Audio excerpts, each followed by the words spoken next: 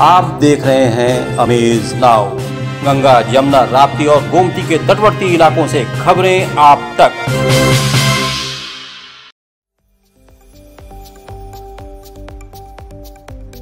नमस्कार, सत्य घटना के नए अंक के साथ मैं सुगंधा। शुरुआत करते हैं आज की मुख्य घटनाओं से। गोरखपुर के सीएमओ कार्यालय पर भ्रष्ट बाबू निलंबित। सपाइयों ने एसएसपी से मिलकर ट्रिपल मर्डर मामले में अन्य अभियुक्तों के शामिल होने की जताई आशंका। हाई कोर्ट के आदेश के अनुपालन के क्रम में धर्मगुरुओं ने जिला प्रशासन संघ की बैठक। नई नवेली दुल्हन के साथ दबंग युवक ने छेड़छाड़ के बाद पूरे परिवार को पीटा। स्वर्ण जयंती समारोह के क्रम में दिग्विजयनाथ पीजी कॉलेज में हुआ काव्य पाठ। और बस्ती जिला प्रशासन द्वारा अवैध कब्जे से तकरीबन 8 से 10 करोड़ की जमीन खाली कराई गई। और अब सत्य घटना विस्तार। गोरखपुर के जिलाधिकारी विजय किरण आनंद ने विभिन्न विभागों में हो रही रिश्वतखोरी पर शिकंजा कसना शुरू कर दिया है। आरटीओ रजिस्ट्री विभाग में रिश्वतखोरी में गिरफ्तारी के बाद अब मुख्य चिकित्साधिकारी कार्यालय में प्रमाण पत्र बनाने के नाम पर रिश्वत लेने वाले लिपिक को गोरखपुर की कोतवाली पुलिस ने गिरफ्तार किया। पकड़े गए लिपिक का नाम सत्यप्रकाश शुक्ला। शासन के जीरो टॉलरेंस फॉर करप्शन की नीति के दृष्टिगत हम लोग हर एक कार्यालय में जन कल्याण योजनाओं के क्रियान्वयन में और जो सेवाएं जनहित गारंटी अधिनियम में लोगों को देना है उनके संबंध में गोपनीय जांच लगातार कर रहे हैं। और उसी सिलसिले में दिव्यांग कल्याण विभाग के लिए प्रमाण पत्र बनाने की जो प्रक्रिया में कुछ कर्मचारीगण संलिप्त होकर बिचौलियों के माध्यम साथ सांठगांठ करके अवैध वसूली कर रहे थे और लोगों को शोषण कर रहे थे, जिसको गोपनीय जांच में सिद्ध पाया गया और उसके आधार पर उनके खिलाफ प्राथमिकता दर्ज करने के लिए और विस्तृत जांच करने के लिए सीएमओ को निर्देशित किया गया और एफआईआर हुई है, उनकी गिरफ्तारी की गई है। और अभी इस मामले के जड़ तक जाएंगे कि कौन कौन अधिकारी कर्मचारीगण संलिप्त थे और उन सभी के खिलाफ कड़ी से कड़ी कार्रवाई की जाएगी। और इसी तरह हर एक विभाग में गोपनीय जांच का सिलसिला बरकरार रहेगा और जो भी दोषी पाया जाएगा उसके खिलाफ कड़ी। अभी भ्रष्टाचार से जुड़ी एक और खबर हमारे पास आई है, जिसे हमारे संवाददाता पंकज श्रीवास्तव ने भेजा है। आपको बता दें कि गोरखपुर की एंटी करप्शन विभाग की टीम ने राजस्व विभाग में वरिष्ठ सहायक लिपिक पद पर कार्यरत लिपिक सुशील मौर्य को 10,000 रुपए घूस लेते रंगे हाथों पकड़ लिया। दरअसल रविंद्र चौधरी ने एंटी करप्शन विभाग में ये शिकायत की थी कि चिकित्सा प्रतिपूर्ण फाइल पास कराने के नाम पर वरिष्ठ लिपिक सुशील मौर्य द्वारा 10,000 रुपए घूस मांगा जा रहा है। इस जानकारी पर बुधवार को एंटी करप्शन विभाग की टीम ने सुशील को उस समय रंगे हाथों पकड़ लिया जब वो चाय की दुकान पर रविंद्र से घूस ले रहा था। एंटी करप्शन टीम ने लिपिक सुशील को कैंट पुलिस को सुपुर्द कर दिया है।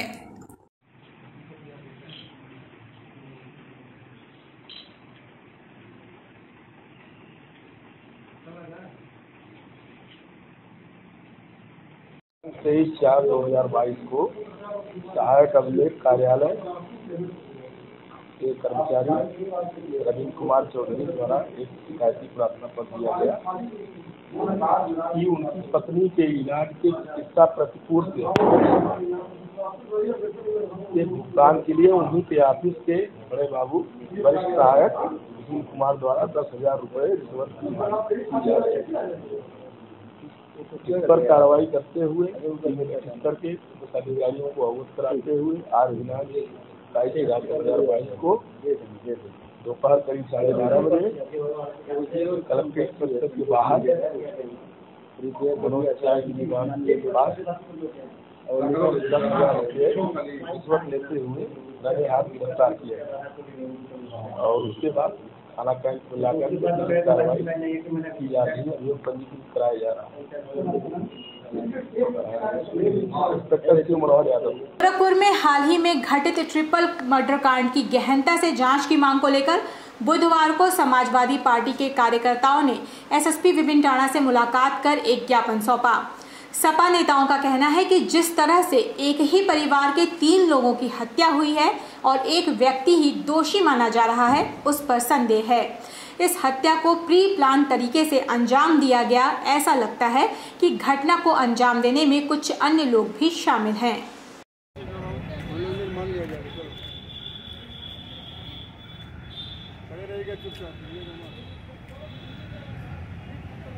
अरे पीछे भाई। देखिए, एक खोराबार थाना क्षेत्र के रायगंज में एक बहुत ही विभत्स घटना घटित हुई है, जिसमें एक ही परिवार की पुत्री, उसकी मां और उसके पिता की निर्मम हत्या कर दी गई। हम लोग कल मौके पर गए थे और उस परिवार से भी मिले थे। मौके पर जाने पर देखने से ये प्रतीत हुआ कि ये हत्या एक व्यक्ति नहीं कर सकता, कहीं न कहीं इसके पीछे कोई साजिश हो सकती है। तो परिवार को पूरा न्याय न मिले, ये हम लोगों को जब संदेह हुआ तो आज एसएसपी साहब से मिल करके हम लोगों ने ये मांग किया है कि उस परिवार को न्याय दिलाने के लिए, उन तीनों मृत आत्माओं को शांति दिलाने के लिए सही विवेचना हो और उसके साथ जो और भी लोग शामिल हो उनका खुलासा किया जाए। क्या लग रहा है कि इसके ऊपर विवाद किस तरह का हो सकता है? विवाद की बात नहीं है। एक व्यक्ति जो हत्या किया और बता रहा है, जो अपना कारण बता रहा है, तो उसकी प्री प्लान रहा होगा। एक उस प्लानिंग के साथ कुछ लोग शामिल रहे होंगे। हम लोग उसका खुलासा चाहते हैं। कोरोना के कारण स्कूलों में हुई छुट्टियों से बच्चों की पढ़ाई पर खासा असर हुआ है। इसी के मद्देनजर गोरखपुर के जिलाधिकारी विजय किरण आनंद के निर्देश पर परिषदीय विद्यालयों में कक्षा 1 से 8 तक सरल ऐप द्वारा OMR शीट से परीक्षा कराई गई। इसी क्रम में कंपोजिट पूर्व माध्यमिक विद्यालय अलदादपुर में भी बच्चों ने परीक्षा दी। इस बारे में विद्यालय की प्रिंसिपल सरिता दुबे ने कहा कि बच्चों को ऑब्जेक्टिव प्रश्न पत्र दिया गया था, जिसे उन्होंने भरा, जिसके आधार पर OMR शीट भरी जा रही है। क्या होगा? Very good. और देखो 467 लिखो। इसका उद्देश्य बेसिकली ये था कि 2 साल लॉकडाउन लगा था, बीच में 1 आध महीना स्कूल खुला फिर बंद हो गया। अभी फरवरी मिड से कंटिन्यू क्लासेस शुरू हुई, मार्च में एग्ज़ाम हो गया, अप्रैल में फिर नया सेशन शुरू हो गया। तो इस एक एग्ज़ाम डीएम सर के एक था सरल ऐप से, इसका एक टेस्ट लेना है बच्चों का, जिसमें हमको ये पता चला कि वो किस लेवल में है। जैसे जो बच्चा 1 में एडमिशन हुआ, वो 2 साल में के बाद वो चला गया 3 में, तो वो उस 3 के लेवल का क्या कर पा रहा है, या 1-1.5 महीने में जो पढ़ाई हुई है उस क्या मतलब उस किस लेवल पे पहुंचा है, इसको चेक करने के लिए एग्जाम हुआ। न्यायालय के आदेश के अनुपालन और धर्म गुरुओं के साथ बैठक के बाद धार्मिक स्थलों से स्वेच्छा से लाउड स्पीकर हटाने शुरू हो गए हैं। ध्वनि प्रदूषण के मामले में उच्च न्यायालय द्वारा धार्मिक स्थलों से तेज आवाज के लाउड स्पीकर हटाने और छोटे लाउड स्पीकर से परिसर के अंदर ही आवाज सीमित रखने के आदेश दिए गए हैं। इसी के तहत गोरखपुर में मंदिर और मस्जिद से बड़े लाउड स्पीकर उतारे गए। इस संबंध में धर्मगुरुओं का कहना है कि कोर्ट और सरकार के आदेश का पालन किया जा रहा है।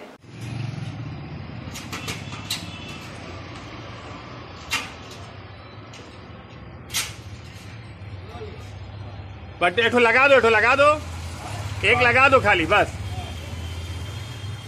आदेश ये देना चाहते हैं कि हमें आदेश मिला, कोतवाली में बुलाया गया और उन्होंने बताया कि शासन का और चीफ जस्टिस या जो भी जजों का आदेश है कि जो है ये ध्वनि जो है ज़्यादा ना होने पाए, प्रदूषण ना होने पाए, इसलिए एक माइक उतार दिया जाए और एक माइक लगने, या 2 लगा है तो एक उतार दिया जाए और एक जो है लगा रहे, जिससे आप धीमी आवाज़ में अजान पहुंच जाए और लोग अपना नमाज पढ़ लें, रोज़ा खोल लें, जो है सहरी खा लें। तो ये आदेश मुझको मिला तो मैंने उतरवा दिया कंकड़ की ताजिए का, और वलीनाथ खां मस्जिद मियाँ बाज़ार जाहिर साहब के बगल का जो है वो भी माइक मैंने उतरवा दिया है। महानगर स्थित दिग्विजयनाथ पीजी कॉलेज के LT स्कूल परिसर में कॉलेज का स्वर्ण जयंती समारोह मनाया गया। इस मौके पर अलग अलग जनपदों से ख्याति लब्ध साहित्यकार मौजूद हुए। सभी ने अपनी रचनाओं से श्रोताओं को मंत्रमुग्ध कर दिया। इस मौके पर आयोजिका हृदय त्रिपाठी और कॉलेज के प्राचार्य मौजूद रहे।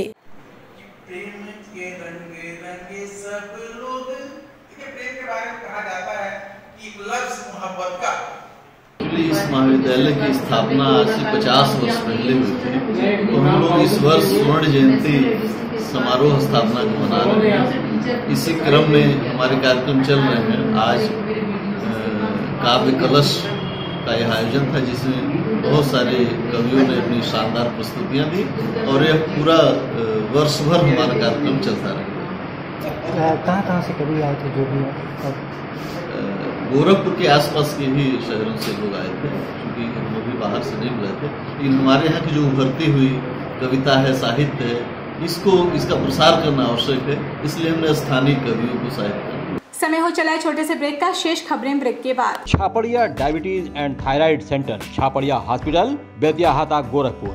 Doctor Ankit Chhapadia, diabetologist, fellowship in diabetes from royal college of physicians, London and thyroid specialist द्वारा थायराइड के सभी तरह के इलाज और जांच उपलब्ध। डायबिटीज और उसके कॉम्प्लिकेशंस की जांच, इलाज की सुविधाएं उपलब्ध। न्यूरोपैथी की जांच, retinopathy, HbA1c, lipid profile, thyroid function test, hormone related सभी जांचें होती हैं। डाइटिशियंस और वेट मैनेजमेंट की सुविधा उपलब्ध। संपर्क करें Chhapadiya diabetes and thyroid centre, Chhapariya hospital, Betiahata, Gorakhpur. Mobile number 8409967738 और 05517960 Ashmita hospital multi speciality centre, Geeta Vatika road, Gorakhpur.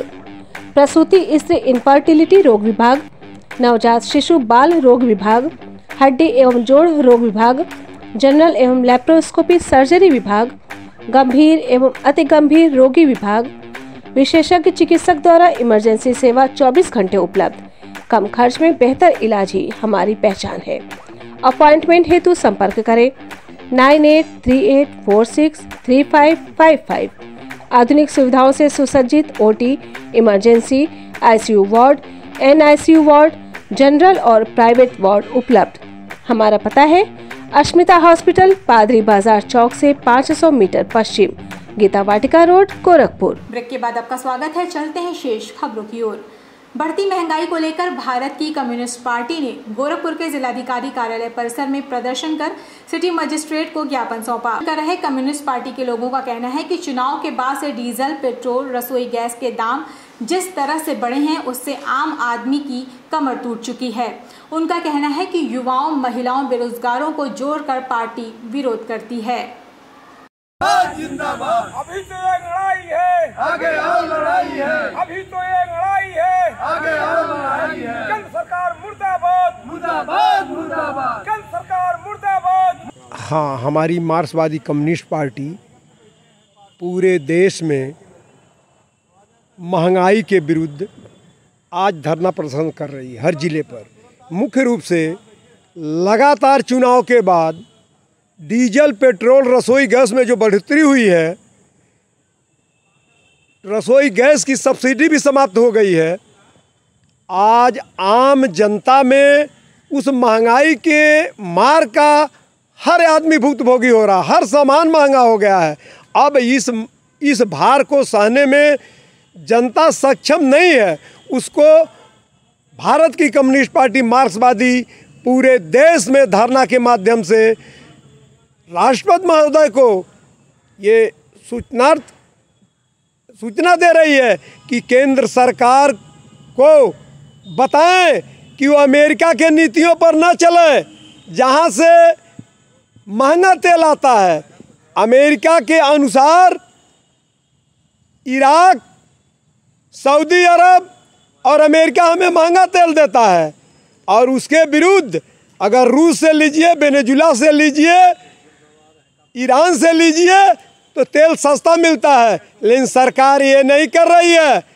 उस तेल को ईरान से तेल लेना कम करके रूस से तो केवल 1% तेल ले रहा है, वेनेजुला से तेल लेना ही बंद कर दिया। जनपद के खजनी थाना क्षेत्र ग्राम सभा नंदापार में एक परिवार पर दबंगों ने कहर बरपा दिया। गांव की नई नवेली दुल्हन सरिता के साथ बुधवार को भोर में छेड़छाड़ किया गया। शाम को मनबड़ युवक घर में उल्हाना देने गए। सरिता के ससुर को बुरी तरह पीटकर गंभीर करते हुए पूरे परिवार को धराशायी कर दिया। पूरा परिवार PSC में कहरा रहा है। मौके पर स्वास्थ्यकर्मी मरहम पट्टी कर जिला चिकित्सालय रेफर की तैयारी कर रहे हैं। वहीं पीड़ित परिवार पुलिस की उदासीनता पर सवाल खड़े कर रहे हैं।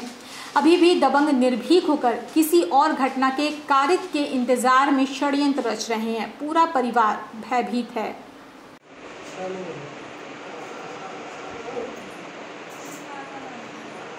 उठने गई थी, मेरे हाथ पकड़ के यहाँ से चूड़ी मैंने पहना था, वो टूट गया। मैं वहाँ से कैसे भागी, उसको अद्दर चला के यहाँ पे मारे सब, मैं गिर गई। उसके बाद फिर मैं उठ के घर में भागी, सब आए और सर पे मेरे मार दी, बहुत ज़्यादा चोट लगी, खून बह रहा था। क्या नाम है, क्या ही मारे हैं सब? वही छेड़खानी कर रहे थे। क्या नाम है आपका? सरिता। किस गांव का मामला है? नंदापा। कौन कौन लोग मारे हैं?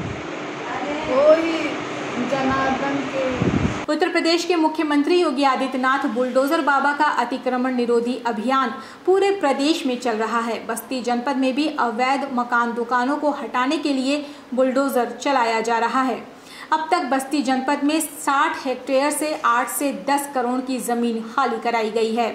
जनपद के अतिक्रमणकारियों और भूमाफियाओं पर लगातार नोटिस और कार्रवाई हो रही है। बुलडोजर के डर से कुछ लोग अपने आप ही जमीन खाली कर रहे हैं। दर्जनों अतिक्रमणकारियों को नोटिस भेजा गया है।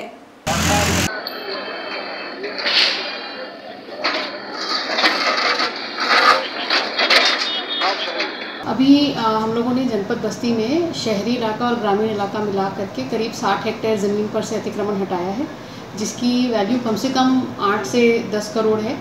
और इसमें साथ के साथ कुछ प्रकरण तो ऐसे भी हैं जिसमें मात्र नोटिस देने पर व्यक्ति के द्वारा स्वयं अतिक्रमण हटा दिया गया है। मैडम, कुछ लोगों को नोटिस स्वयं ही हटा रहे हैं, क्या उनको लग रहा है कि जो सरकारी लोगों को क्या अवेयरनेस जा रहा है, क्या वो हो रहा है? लोगों को ये लग रहा है कि सरकार अतिक्रमण हटाए या प्रशासन अतिक्रमण हटाए, उससे पहले ही स्वयं अपना अतिक्रमण हटा लेना चाहिए। इस कारण से वो अपना अतिक्रमण हटा ले। पूर्वोत्तर रेलवे के क्रीड़ा संघ के तत्वावधान में 14वीं अखिल भारतीय रेलवे महिला और पुरुष हैंडबॉल चैंपियनशिप का शुभारंभ हुआ। गोरखपुर के सैयद मोदी रेलवे स्टेडियम में 4 दिनों तक आयोजित होने वाली इस चैंपियनशिप में विभिन्न रेलवे के 9 पुरुष व 4 महिला टीम ने हिस्सा लिया। प्रतियोगिता का उद्घाटन रेलवे के महाप्रबंधक अनुपम शर्मा ने किया। प्रतियोगिता का उद्घाटन मैच NER और SECR की महिला टीम के बीच खेला गया।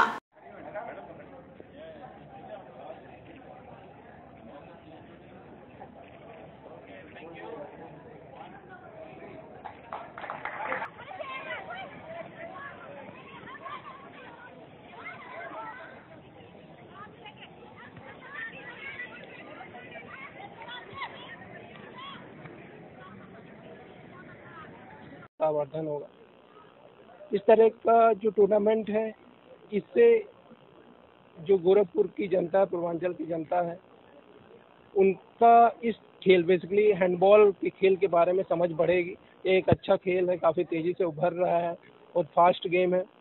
इसमें जो पूर्वोत्तर रेलवे की टीम है वो बहुत अच्छा परफॉर्म कर रही है। पिछले कई वर्षों से हम लोग इंटर रेलवे चैंपियन हैं और भारतीय टीम जो है उसमें भी हमारी महिला खिलाड़ी और पुरुष खिलाड़ी ठीक ठाक नंबर्स में। ये 4 दिवसीय टूर्नामेंट है। आज से शुरू होकर 30 अप्रैल को इसका समापन होगा। घटना में एक अब तक की खबरें, तेज सटीक और ताज़ी घटनाओं को जानने के लिए जुड़े रहें अमेज नाउ के Facebook page, YouTube channel, web portal से। सत्य घटना और अन्य कार्यक्रमों को देखने के लिए आप जुड़ सकते हैं डेन नेटवर्क के 154 नंबर पर। साथ ही साथ नेट विजन के 228 नंबर पर हम उपलब्ध हैं। इसी के साथ हमें अनुमति दीजिए। नमस्कार।